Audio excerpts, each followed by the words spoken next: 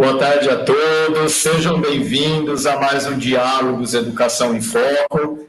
O tema de hoje, Descortinando a Educação em 2020, Desafios para 2021. Boa tarde, professora Regina, professora Jane, boa tarde a todos que acompanham. Lugares de São Paulo, de Mato Grosso, enfim.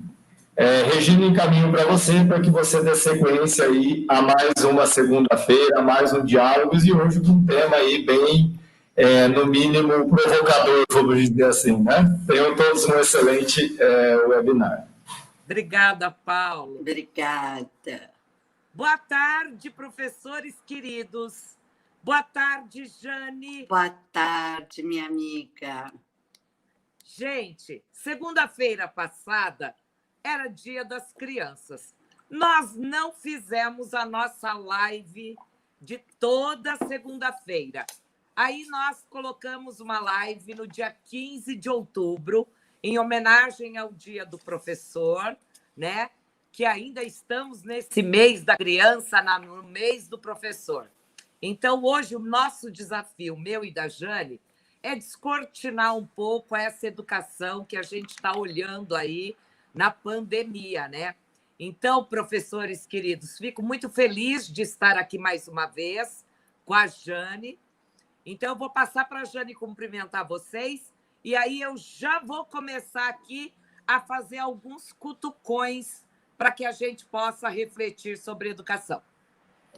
Bom, boa tarde a todos, né? Muito obrigada por vocês continuarem aí firme nos assistindo.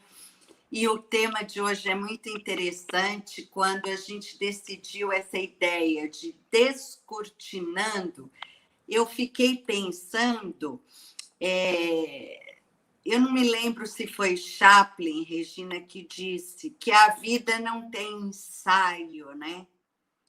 E eu acho que a gente está falando de uma escola que tem ensaio, né? E não escola de samba, a nossa escola, essa escola que a gente está postando, essa escola que a gente está descortinando dia a dia. Então, acho que o diálogo hoje vai ser muito bem-vindo, né? É um cenário que a gente tem desenhado aí, e sejam todos muito bem-vindos a esse momento. Muito bem, Jane.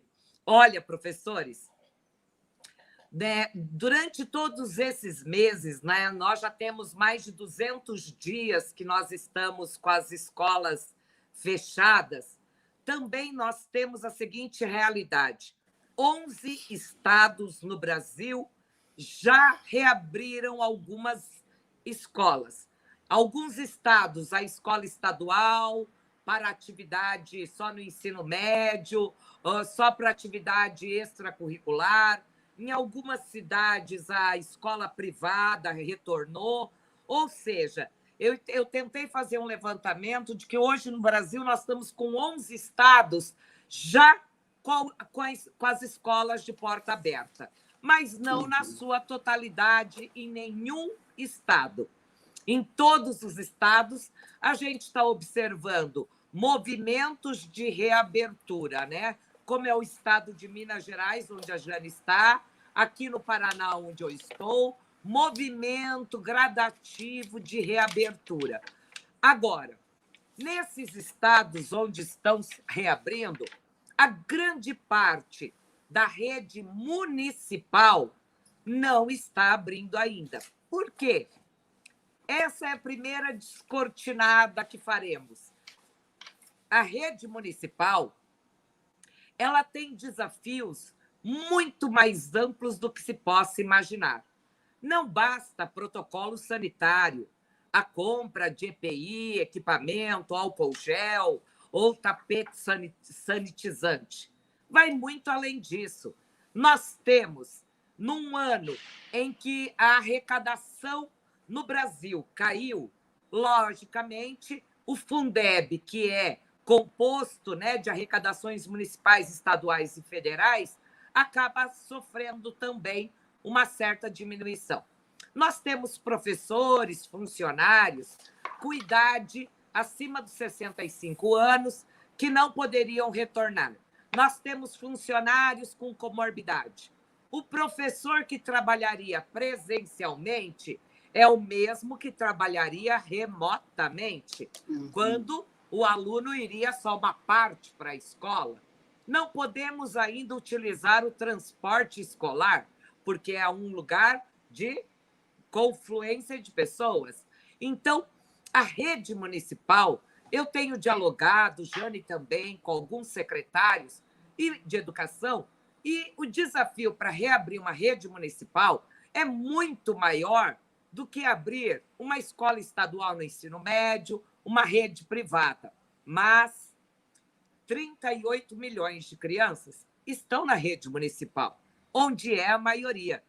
Então, temos um cenário nacional em que muitas crianças, jovens, professores estão se vendo numa condição bastante complexa. Como fazer para retornar? Muitos municípios, inclusive no Brasil, já decretaram que só retornarão no próximo ano.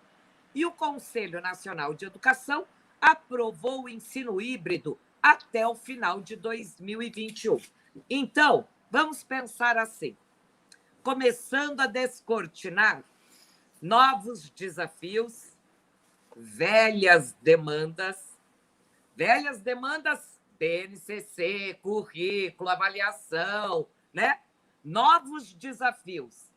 O que a pandemia trouxe, professor, à tona para você? O que a pandemia trouxe à tona para mim e para a Jane?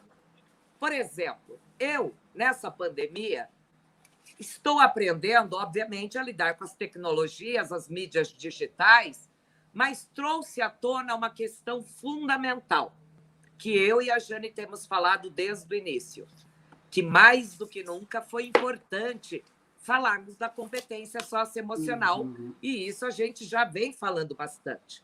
Mas vejam só, 1/3 dos professores, segundo o estudo feito pela Nova Escola, se sentiram com a aula remota, com a atividade não presencial, algo que não trouxe tanto benefício. 50% se sentiram incomodados. Por quê? O ensino remoto, nós criamos novas ansiedades e angústias. Não sabemos se o aluno aprendeu de fato, não sabemos se a família pôde apoiar. Muitas escolas não tinham acesso à internet, o aluno não tinha internet. Segundo os estudos nacionais, 2 a cada 10 alunos não tiveram nada de atividade. E 30% dos alunos, nada de conectividade. Logo, eu diria, então, que mesmo que a gente prossiga o currículo para 2021 e faça uma confluência de um ensino híbrido, trabalhando num contínuo 2020 e 2021, temos um cenário de muitos desafios, não é mesmo? Jane, o que você está achando desse cenário todo na educação brasileira?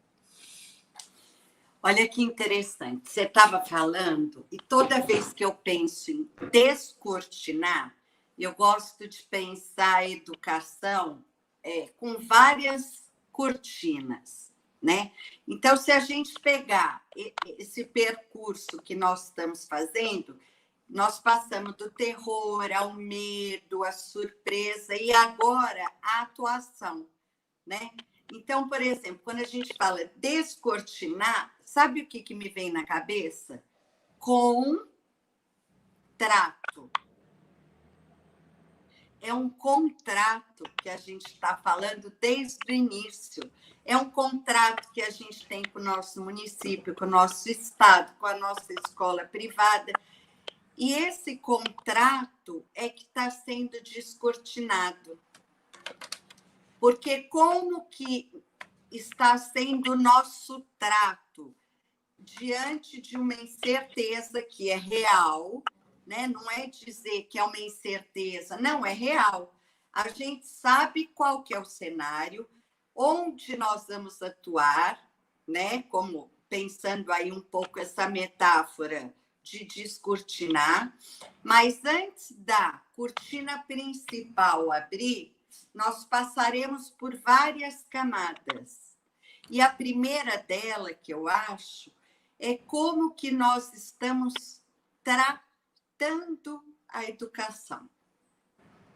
Antes do contrato, sabe?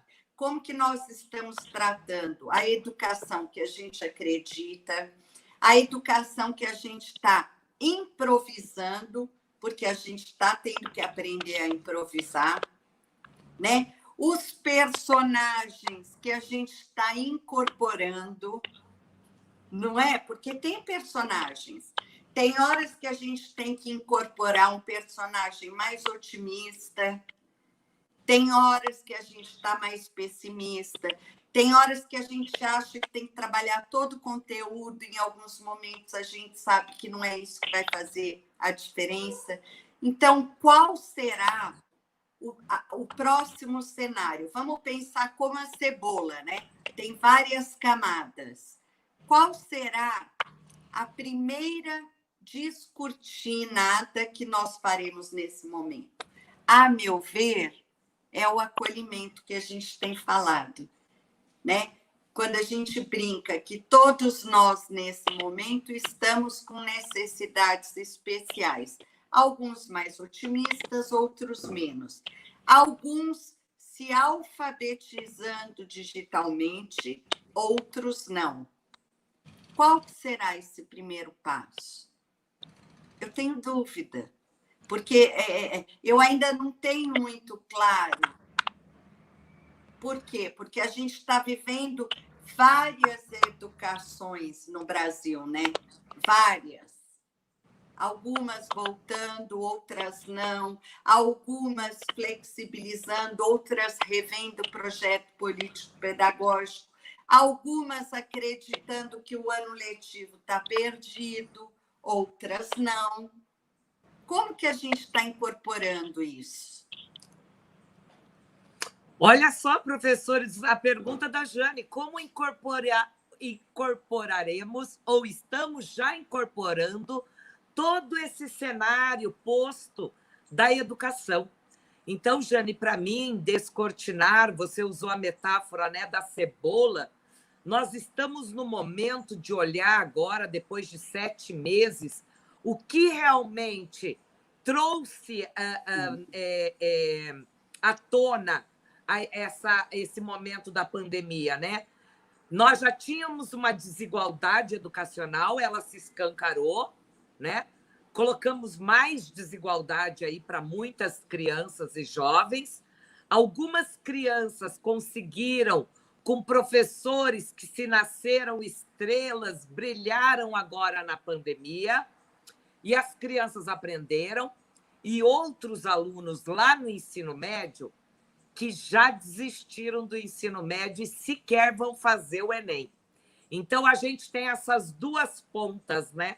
Perfeito. Então, olhando todos esses cenários, penso que é como o Fernando Pessoa diz: talvez seja a hora de deixar as roupas velhas, que tem o formato do nosso corpo, aquela educação que a gente vinha avançando no Brasil, que o IDEB melhorou, inclusive, em grande parte do Brasil, nacionalmente, né? E que agora, colocamos o pé no freio de novo na educação. E como vamos olhar para essa educação acenando num período eleitoral que vai trazer nova instabilidade novamente, novos prefeitos, novos secretários de educação. Não sabemos se teremos uma continuidade nos projetos que começaram, né, tão bem agora na pandemia ou não. Então, professores, posto 7 meses de quarentena prolongadíssima que estamos, nós temos muitos desafios. A Jane falou sobre o acolhimento, que é importante, eu falei da competência socioemocional, que é fundamental. Agora, a minha questão com vocês hoje, ao descortinar essa educação, penso, e os professores? A formação do professor, Jane. Muitos professores, sem formação, tiveram que rapidamente se adaptar às mídias digitais, a usar as plataformas, sem saber com isso se os alunos teriam acompanhamento ou não. Mas esse foi um ganho, Jane, você não acha? Porque a gente incorporou algumas mudanças na perspectiva tecnológica que nós não vamos abrir mão mais. Mas, por outro lado, a USP fez um estudo que 50%, mais de 50% dos professores ficaram muito incomodados porque faltou orientação de uma política pública nacional de quais plataformas deveriam utilizar, quais eram melhores, como utilizar, e levaram muito tempo para se adaptar. Então, tudo isso trouxe cenários novos para nós discutirmos na educação. Nossos professores estavam preparados para utilizar essa cultura digital que estava prevista na BNCC? Nós tínhamos já uma cultura digital ou não? E como faremos para continuar incorporando em 2021? Hoje, talvez vocês pensem assim conosco. Temos mais perguntas do que respostas. Isso mesmo. Estamos só mobilizando vocês. Vai lá, Jane. Pois é, eu acho bem interessante essa questão, porque assim, nós estamos sendo alfabetizados tecnologicamente. Por quê? Porque por mais que a gente esteja se adaptando, escolhendo determinadas plataformas e tudo, nós não temos todas as habilidades necessárias, principalmente aquela habilidade que as gerações que nasceram nesse momento têm, que é a rapidez, a destreza, a escolha, a proficiência. Então, o que acontece? É como se literalmente nós estivéssemos sendo alfabetizados. Porém, nós temos mais experiência de vida e as crianças e jovens mais habilidades digitais. Então, o que acontece? A gente vai ter que usar dessa experiência de vida para trazer os nossos alunos para nos auxiliar. E aí eu acho muito interessante, porque quando diz lá na Base Nacional, o aluno como protagonista do processo, sim, mas o que vai fazer a diferença é a experiência de vida. Então, eu acredito que é um momento muito novo. Por mais que a gente já esteja aqui conseguindo fazer uso de algumas plataformas e tudo, ainda é um cenário novo. A gente descortinou a primeira casca, que é colocar a cara aqui, saber que a partir do momento que a gente grava alguma coisa, a gente está no mundo, não tem como a gente deletar, né? Então, tudo isso é parte de uma outra cultura que nós não fomos preparados. Então, por exemplo, quando eu vou postar determinado assunto, eu tenho que ver se ele não está tendo duplo sentido. Como você muito bem falou, não é todo mundo que tem o acesso. Então, por exemplo, eu vou garantir muito mais determinada camada da cebola em detrimento de outra. Então, como que eu posso fazer com que esse conhecimento chegue até aqueles que não têm o acesso? Então, olha que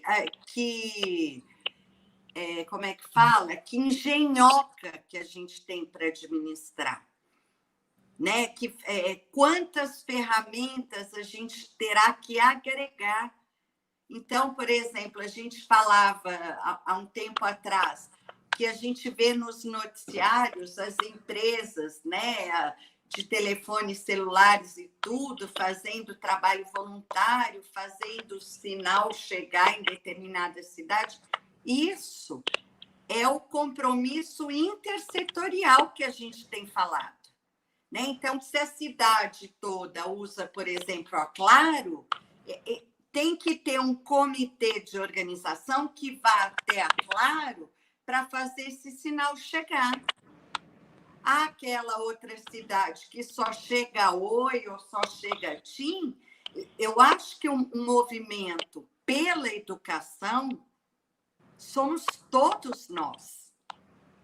O educador, ele vai na competência que cabe a ele. Agora, a gente vai ter que agregar grupos para que façam pressão, principalmente agora que a gente está à beira das eleições, para que a gente tenha o compromisso de que essa educação vai continuar, não importa a forma, mas que ela vai continuar.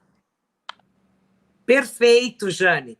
Jane, você trouxe um ponto que é o Brasil, nesse momento, precisa realmente fazer esse grande movimento, como você disse, pela educação. Por quê? Como é que, passados 7 meses, nós temos uma parcela da população de alunos, né, da rede pública que não tem acesso à internet, né? E como é que a gente vai continuar com o ensino híbrido, segundo a resolução aprovada pelo CNE, pelo Conselho Nacional, se minimamente nem a escola tem acesso à internet e nem o aluno tem acesso à internet? A semana passada eu dialogava com um município que a professora precisa andar 200 quilômetros no campo, no Mato Grosso, para levar atividade impressa para os seus alunos, porque não tem internet e ainda ela tem que andar com o carro dela quilômetros para levar luz para os seus alunos. Então, descortinar essa educação é chegado o momento, nesses 7 meses, pararmos e pensarmos, afinal, para onde queremos ir com a nossa educação? A educação que nós temos hoje. Quantos passos, quantas cascas de cebola a gente ainda vai ter que chegar tirando essa casca para chegar na essência dessa cebola? Porque esse movimento pela educação, como disse a Jane, por mais que todos nós falamos agora no dia 15 de outubro da importância da educação, nós, professores, sabemos da importância, mas a gente não tem uma sociedade mobilizada pela busca da qualidade da educação de forma equânime, que chegue a todos com a mesma qualidade. Talvez esse é um ano, ou o início do ano que vem, para que a gente tenha uma política nacional de uma grande avaliação do sistema educacional brasileiro. Quantos alunos, de fato, foram atendidos, quantos tiveram a internet, quantos professores, por exemplo, nós no Brasil, porque tem muito professor que sequer tinha um computador em casa. Uhum. Eu tenho um município que me disse que tinha professor que não tinha WhatsApp, né? E essas desigualdades estão sendo descortinadas, gente. Por isso, Jane falou uma coisa fundamental. Ano eleitoral, hora de olharmos bem a base da campanha dos nossos candidatos a prefeito, né? Para aqueles que olharão pela educação de fato ou não. Aqueles que colocarão nas suas plataformas educação como prioridade absoluta. Porque se a educação não for prioridade, as desigualdades sociais, econômicas, só tendem a aumentar. A desigualdade só tende a crescer. Nós sabemos que é por meio da educação que nossas crianças e jovens poderão construir um futuro com mais dignidade humana. Mas sem educação chegando a todos, nós teremos perdas, sim. Não de aprendizagem, mas perdas econômicas, sociais, políticas, né? Então, falar do descortinar a educação hoje nos traz o que a Jane disse agora. Disse logo no início, um sentimento, às vezes, de otimismo e esperança, outras vezes eu me sinto extremamente angustiada, com tamanha desigualdade de oportunidade das crianças e dos jovens frente a essa educação. Não é mesmo? O que você acha, Jane? Perfeito, sabe? Eu tenho pensado muito, eu não sei vocês, mas assim, de um tempo para cá, eu tenho passado mais tempo recolhida em mim mesma. Por quê? Porque a gente começa a ver, né, as propagandas eleitorais, as pessoas falando, se apresentando, e eu fico pensando assim, independente do partido, independente de sermos de esquerda ou de direita, qual que é a nossa concepção de política, sabe? Porque o que eu vejo as pessoas falando, não quero saber de política, está todo mundo perdido. Não está. Então, é o momento da gente acompanhar aquele prefeito da nossa cidade, o que ele está fazendo nesses 7 meses, se ele vai tentar a candidatura de novo, por que ele vai tentar, quais são os projetos, né? Aonde que a população está sendo escutada, aquelas escolas lá no canto rural que não tem sinal, qual que é a proposta que pode chegar até ela? Sabe? Então, eu acho que a gente está num momento, ao mesmo tempo, incerto, mas com muita perspectiva. Porque, pela primeira vez, a gente pode se interessar pela política. Porque todos nós somos seres políticos. E só tem uma forma da gente sair dessa letargia que muitas escolas entraram, que é a formação continuada, que já está lá contemplada na base, que é a revisão de um currículo morto e enterrado para um currículo vivo, né? De uma avaliação que não seja entre certo e errado, mas sim como um processo, dos secretários de educação que ocuparão essa cadeira nos nossos municípios. Que bandeira que eles estão carregando? Nós, professores, como estamos nos organizando para isso?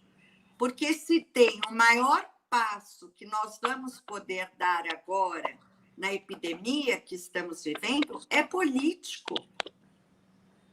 Não adianta falar que a gente não gosta de política. É o território que está aberto, que vai determinar os próximos anos, porque nós sabemos que descortinar este ano de 2020 tem pelo menos 3 anos pela frente, pelo menos. Sabe, Jane, descortinar nesse momento a educação dói um pouco. Sim. Dói um pouco olhar para aqueles que não têm. Uma professora escreveu aqui no chat: eu tive que fazer uma dívida para comprar um computador. Eu tive que melhorar o acesso à internet. Assim como nós tivemos casos de municípios que adquiriram, deram um bônus para o professor colocar crédito no celular para poder fazer as aulas, também tivemos municípios que não tiveram condições, né? Pelos recursos, inclusive, que o município tem. É hora, como a Jane disse, de olharmos para esse cenário e pensarmos que sem uma política nacional de educação justa, né, equânime, com mais valorização ao profissional da educação, nós não vamos conseguir melhorar os indicadores que tantos desejamos no nosso país. Então, como dizia Paulo Freire, educar é um ato político, gente. Não podemos abrir mão disso, porque quando a escola está funcionando, nosso aluno ele vai sendo educado pela crítica. Olha a Base Nacional que diz, né, nas 10 competências, desenvolver o senso crítico nos nossos alunos, justamente para que ele não seja manipulável. E esse momento, educar mais do que nunca, é um ato político. E nós temos que olhar não para a política partidária só, mas olhar para as propostas que nós temos que vão de encontro aos nossos anseios, para depois a gente não reclamar. Agora é tarde, às vezes, né? Então, a escolha está nas nossas mãos, como a Jane colocou tão bem. Está em nossas mãos descortinar tudo isso. E sabe que tem uma professora que escreveu uma coisa super linda agora aqui no chat. Chega de empurrar a sujeira para debaixo do tapete. Não é mesmo? Esconder as desigualdades, as mazelas, né? Os não feitos. Então, a gente esconde. Não, é hora de revelar, porque a pandemia fez assim na nossa cara, com a falta, muitas vezes, da própria humanidade, né? De olhar gente agora passando fome, do desemprego, né? Por exemplo, eu estava acompanhando agora, Jane, no noticiário do meio-dia, o Detran revelou que, nesse momento, no Brasil, aumentaram o índice de acidente com motociclistas, porque aumentou o número de motociclistas levando, transportando comida, enfim, né? Desses aplicativos. E eles foram essenciais na pandemia, né? Fazendo mercado, levando comida, enfim. Mas cresceu o número de mortes. E aí eu fico pensando, meu Deus, quando é que o Brasil vai olhar para a violência, para o infame da perda de mais homens para a violência e negros, né? Então, essa pandemia, a gente tem que aproveitar para trazer esse currículo, como disse a Jane, que muitas vezes estava morto e que agora, com a pandemia, é necessário esse currículo vivo. Mas o que é esse currículo vivo, professor? É o currículo que faz eu pensar quais são as aprendizagens essenciais, de forma contextualizada, numa pedagogia que não cabe mais à transmissão.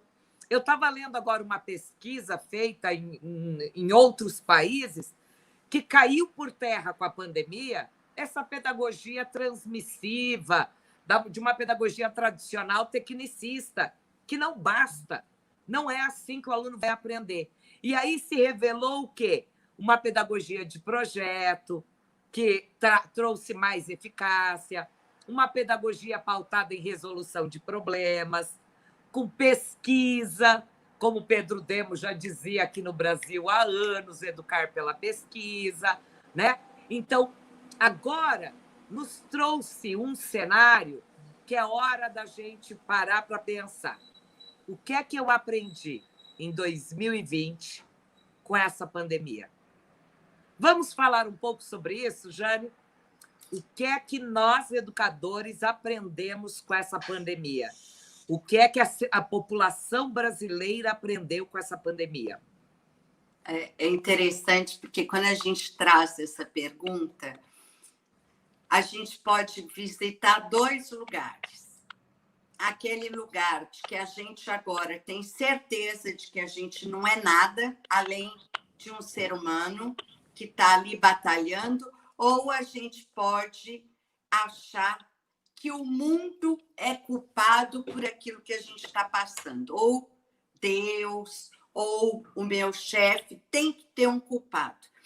Eu, por exemplo, eu tenho usado muito o exemplo assim, de que eu pergunto qual que é a minha parte nisso, né? Porque a pandemia está aí. esse vírus chegou, ele chegou primeiro na China, a gente olhou, espiou e falou, para cá ele não vem. Aí ele foi para os Estados Unidos, aí a gente começou com aquelas teorias da conspiração, né? Tá vendo? A China vai parar de escravizar, os Estados Unidos... Aí foi chegando na Europa até que chegou no Brasil. E aí? Aí não tem uma pessoa que eu possa culpar. Houve um abalo na humanidade. Toda vez que a gente sofre um abalo na humanidade, quais são as duas instituições que mais são afetadas? Família e escola. Porque são as instituições que falam de uma transmissão de valores, né? Que tem uma responsabilidade em transmitir crenças e valores para as novas gerações. E quando eu falo de abalo à humanidade, todos nós fomos abalados. Enquanto secretaria, enquanto escola privada, enquanto escola pública, enquanto universidade, tudo. O que vale a pena a gente perder conto para transmitir e o que não vale a pena, né? Então, ficar naquela ideia de que essa escola aprova X alunos no Enem, essa aqui não aprova, esse DEB é baixo, esse DEB é alto.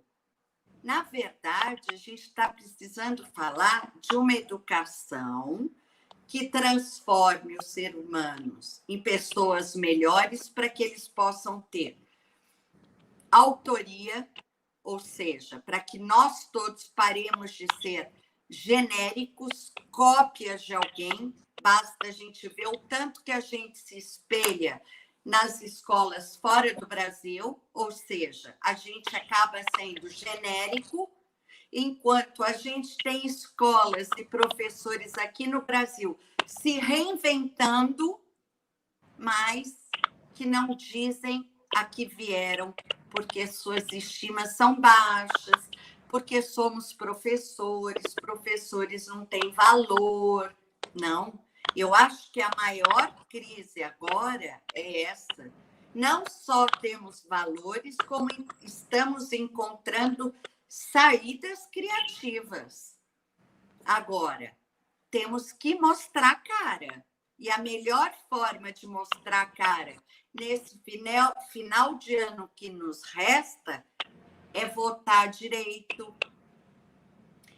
é incorporar as mudanças que nós queremos, não que falaram para a gente que é boa, é compartilhar conhecimentos que estão tudo parado como se fosse propriedade minha, que é isso que a gente está fazendo há quase 8 meses, todas as segundas-feiras. Nós estamos compartilhando aquilo que a gente tem pesquisado, estudado e até falhado. Com direito ao erro. Ué. Jane, você está falando e eu estou aqui anotando, né? Pensando no que você está dizendo. De fato, o que a gente aprendeu nessa pandemia é que os professores foram imprescindíveis, que os professores foram maravilhosos. Não deixaram nenhum aluno sem educação. Que os professores, aqui nesse imaginário social, precisaríamos o Brasil inteiro viver uma pandemia para que a família reconhecesse tamanha importância do professor e da escola. Os secretários de educação, equipe diretiva, gestores, professores, nunca trabalharam tanto. Nunca trabalharam tanto e se doaram tanto para a manutenção da educação. Só que, por outro lado, ficou claro que durante esses 7 meses faltou uma política pública nacional de apoio ao professor. Uma política pública nacional que pudesse apoiar mais. Por exemplo, uma política nacional que tivesse dito assim, olha, Utilizem tais plataformas, professores, né, gratuitamente. Eu vi muitas redes pagando plataformas porque não tinham, né, com recurso tão difícil. Então, creio, professores, que o que a gente aprendeu de grande lição nessa pandemia foi a humanidade do professor, que sempre existiu, mas que ela estava na invisibilidade e que se tornou agora, nesse Sim. momento da pandemia, extremamente visível. Por outro lado, como disse uma professora, ela, além de ter que comprar computador, aumentar a internet, trocar celular para poder fazer as aulas, ainda está ajudando quem precisa, né? Professor é incansável nessa política pública. O professor foi incansável na pandemia. Eu tenho dito que professor esteve na linha do fronte, como os médicos, porque o médico estava na linha de frente no hospital, mas o professor, quando fechou a porta da escola, tomou a linha de frente da educação e foi se reinventando, refeitando. Jane, você não acha, então, quando eu disse que a gente precisaria de uma grande avaliação nacional sobre a educação, não é sobre o desempenho do aluno, tá? Eu não estou falando avaliar o desempenho, que o Brasil precisaria, por meio dos institutos que ouviram os professores, mas uma política nacional para ouvir todos os professores sobre o que avançamos. Com certeza.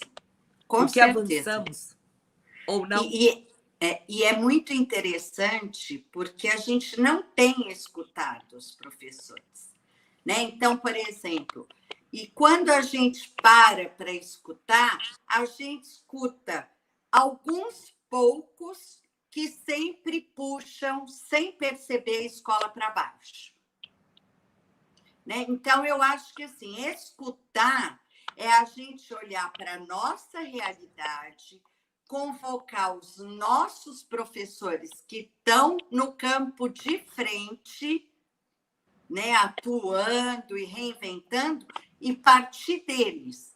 Pode observar que a gente, por exemplo, tem uma notícia, quem que eles chamam para escutar na TV?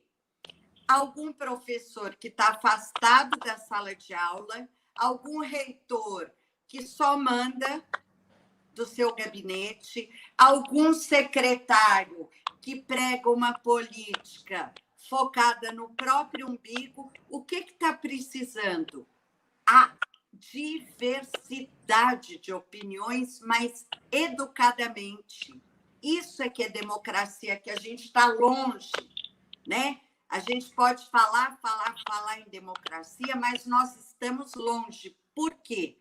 Porque quando o outro discorda de mim, eu viro a cara, eu deleto ou eu cancelo. Que, na verdade, vai ser o tema da nossa próxima live, é aquele horror que estão apresentando para a educação inclusiva, no momento em que a gente está aprendendo que todos nós estamos com necessidades especiais. De novo, a gente vai separar, segregar, excluir e cancelar. Nunca, nos últimos anos, a gente viu tanto cancelamento de amizades, de profissionais, de famílias, por causa de uma diversidade de opiniões. Olha que loucura! Jane, essa diversidade de opiniões é o que nos leva ao senso crítico, saber ouvir, sim, peneirar, argumentar, né? Que é esse o nosso papel como cidadão. Não é concordar com tudo, é discordar, mas ter argumento e poder fazer o debate, né? O debate de verdade é democrático. E talvez seja isso que esteja faltando, debater com todos os professores no Brasil quais são as políticas públicas para avançarmos na qualidade de educação. Do Brasil, você falou certa, do Brasil. Ouvir os professores nacionalmente, né? Eu estou aqui com várias pesquisas impressas aqui, porque eu preciso ainda do papel, tá, gente? Fico aqui olhando e vendo as pesquisas do Instituto Península, da Lehman, da USP, da Nova Escola, olhando para as pesquisas, mas precisaríamos de uma pesquisa nacional para ouvir todos os nossos professores, os milhões de professores que nós temos, para saber como faremos agora, daqui para frente, com a educação em 2021. Porque tem uma questão muito bacana. Bacana não, é uma questão para pensarmos. Um dos indicadores, segundo a OCDE, Organização e Cooperação dos Países Desenvolvidos, que a família sempre foi uma questão que a escola dizia que a participação da família nas tarefas dos alunos era fundamental para que o aluno tivesse um melhor desempenho na escola. Agora, as crianças estão em casa. As famílias, modo geral, estão apoiando. Umas mais, umas menos, umas sem condições culturais, outra por questões humanitárias, não estão conseguindo, mas a maioria tem apoiado. Eles estão aí. Mas quem também está ouvindo a família, e há uma política nacional de apoio à família, se a família está nos apoiando, como será o ensino híbrido em 2021? Precisaremos contar com eles. Ou os pais vão achar que, ao reabrir as escolas, agora é toda a responsabilidade só da escola. Não. Por isso, as duas instituições são fundamentais nesse país: a família e a escola. E se tiver alguma política pública, agora nas campanhas a prefeito, que não dialogarem com as duas instituições, estará fadado o nosso fracasso em relação à melhoria da qualidade da educação que tanto nós desejamos. Por outro lado, Jane, penso que nesse momento dos 7 meses da pandemia, para a gente finalizar, eu queria te ler aqui um negócio para a Jane. Esse estudo da USP afirmou que é um estudo Educação, Docência e Covid-19 na pandemia. Apesar dos desafios da pandemia trazidos pelo âmbito pessoal e profissional dos professores, 63% dos professores dizem que continuam mantendo a sua saúde física, mental, emocional. Mas, por outro lado, 72% afirmam, Jane, que é importante a gente continuar tendo apoio aos professores nesse momento, em todos os sentidos. Formação continuada, não abandonar, valorizar, reconhecer, acolher, falar da saúde emocional, né? Ouvir o professor, dialogar com ele, para saber quais são as necessidades de cada professor. Pois é, e é interessante porque, assim, nada é por acaso, né? A gente está aí passando, vamos dizer, um mês dos professores, um mês das crianças, e, assim, um mês muito diferente dos outros. E também uma preparação para as eleições. Tudo foi cancelado, as eleições não. Então, só aí a gente já tem que ligar um radar.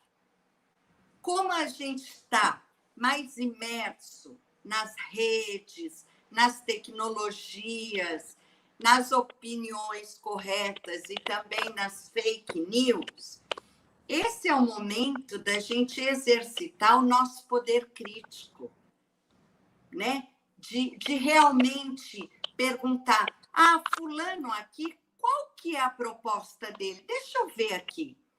Onde que a educação entra aqui? Não, eu vou cortar isso, vou cortar aquilo. Um prefeito tem esse poder, né? Um vereador tem esse poder, porque eu nunca vi tanto vereador se apresentando como professor Sabe? Engraçado, né? Porque qual que é a bandeira, já que ele se intitula professor? Porque ele vai fazer como? Ele vai atuar como vereador em prol da educação? Qual educação? Sabe? Então, eu acho que é o momento da gente se perguntar o meu desejo individual e o bem-estar coletivo. Porque eu poderia me candidatar, você poderia se candidatar, mas a gente não vai fazer isso porque a gente sabe que a gente não vai se curvar a determinados acordos. O candidato a prefeito da sua cidade vai? Os vereadores vão? Isso é importante, porque a gente está passando a história do Brasil a limpo, sim. Por isso que está doído. Mas, com certeza, a gente não vai continuar cometendo os mesmos erros. A gente vai errar, mas a gente tem que aprender a errar melhor. Esse é o desafio. E não ficar, não, esse assunto eu não quero nem saber, que não me interessa. Quem é o diretor da escola que você trabalha? Qual que é a proposta, a causa dele? Conversa com a sua causa. Conversa com a causa dos alunos. Isso é educação, isso é política, que o Paulo Freire nos cutucou tanto. Isso é bagagem, isso é desapego. Jane, maravilhoso. Professores, eu gostaria até de fazer uma proposição para todos que estão nos acompanhando na nossa live. Seja na minha rede social, no meu Instagram ou no Instagram da Jane, conte a sua narrativa, a sua história de superação agora na pandemia, de Perfeito. como você se reinventou. Eu, inclusive, no meu store, tenho tentado colocar algumas histórias, né? E aqui eu quero trazer uma história da Duda, que fez a live conosco no dia 15 de outubro. Quando o nosso amigo Sidney, que também é palestrante, perguntou para a Duda: Duda, como seria o mundo sem professor? Sem titubear, Duda Encanta, que é uma criança de 10 anos, disse assim: seria um mundo escuro. Acho que seria assim um planeta escuro, com gente tudo paralisada, estática, igual estátua. Olha, no imaginário das crianças e dos jovens, professor, vocês são luz. Vocês movimentam. Então, como Jane disse, agora nessa pandemia, nessas eleições, vocês também são luz. Luz que clareia a mente dos seus alunos, da família dos seus alunos, não para uma campanha para X ou Y, mas luz para olhar pela democracia, pela crítica, pela análise das propostas, pela leitura das plataformas de cada candidato. Eu gosto de programa eleitoral, tá? Vocês vão achar que eu sou doida, mas é lá que eu escuto as propostas dos prefeitos. E aí eu pensei, gente, eu assisti sexta e assisti hoje, era a mesma coisa. Final de semana eles não tinham campanha nenhuma para fazer. Mas o que eu quero dizer, quando o Duda diz que professor, sem ele, não tem conhecimento para iluminar as mudanças do mundo, é isso. Esse é o nosso papel, iluminar as propostas de mudança e transformação desse país.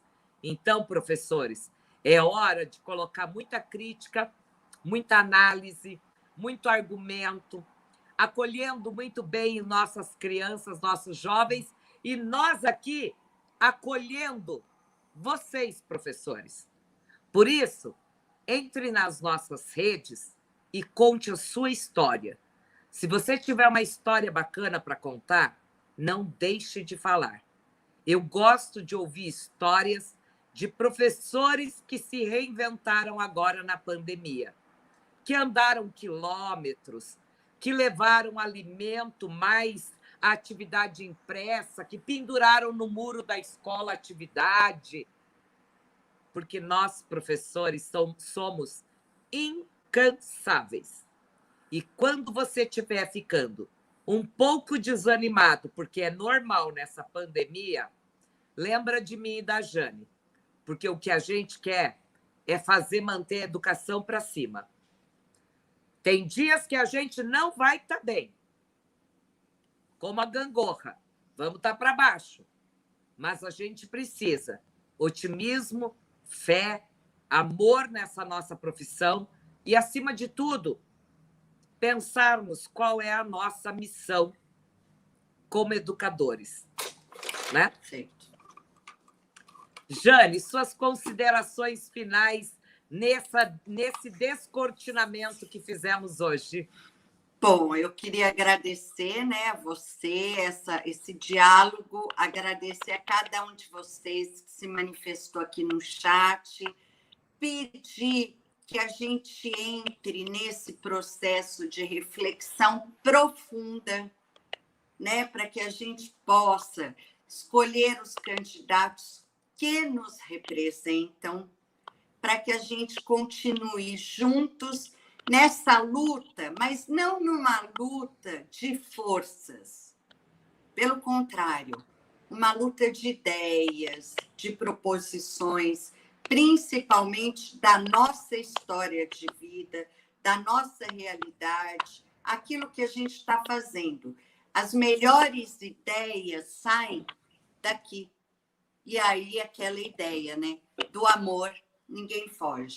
Então, quem somos nós para fugir agora? Obrigada, gente. Até segunda-feira que vem. Isso mesmo, Jane.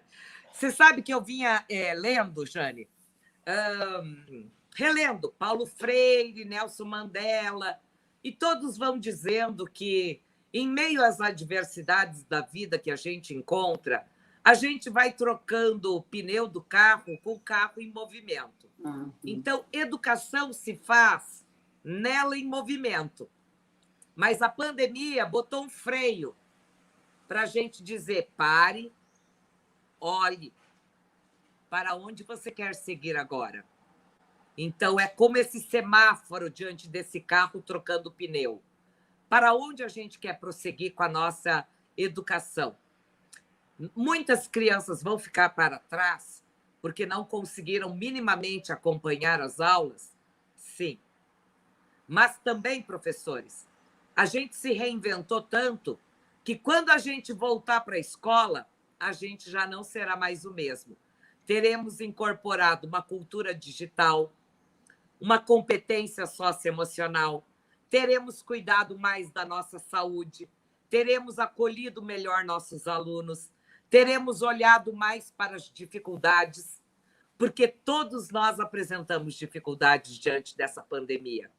Então, quando voltarmos nessa escola em 2021, ou agora em novembro, dezembro, olharemos para o mundo de forma mais humana, mais justa, mais ética.